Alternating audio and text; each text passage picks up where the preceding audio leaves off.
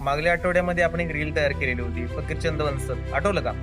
तर आपल्या व्ह्यूअरचा असा प्रश्न होता, पुढं काय झालं त्यांच्या पॉलिसीचं, काय आपण त्यांना सर्व्हिस दिली का नाही. तर आज जस्ट त्यांच्याशी भेटणं झालं, बोलणंही झालं त्या पॉलिसी संदर्भामध्येच.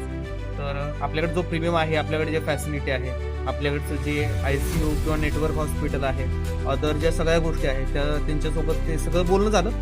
तर शेवटला असं ठरवण्यात आलं की ती पॉलिसी आपल्याकडे पोर्ट करून घ्यायची. आणि पण आपल्याकडचा जो प्रीमियम होता, आय थिंक तिकडे ते 8 लाखाला जवळ 50 ते 60 हजार पे करत होते. आपल्याकडं तोच 1 CRचा प्रीमियम 1 लाख रुपीजच्या आसपास येत होता. आणि जो 3 वर्षाचा आपण 1 टाइम प्रीमियम जर त्यांच्याकडून घेतला तर 2,80,000च्या आसपास जात होता, जो तुम्ही इथं बघू शकता. जस्ट आज आपण त्यांच्याकडून चेकअप केलेला आहे आणि त्या फॅसिलिटी आपण त्या प्रीमियम सोबतच, त्या पॉलिसी सोबतच आज आपण त्यांना दिलेल्या आहेत.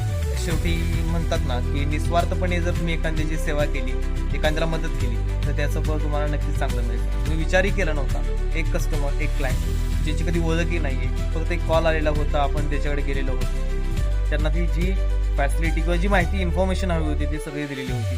पण तोच क्लायंट आपल्यावर विश्वास ठेवून जवळजवळ 3 लाख रुपयाच्या आसपास इन्व्हेस्टमेंट करत आहे 1 टाइम. शेवटी सांगणं एवढंच की मनापासून मदत करा, तुम्हाला त्याचे रिझल्ट खूप चांगले मिळतात. तुम्ही बघू शकता त्यांच्यासोबतचा व्हिडिओ आणि तो समोर ठेवलेला चेक, आज मी जो पिकअप केलेला होता तो.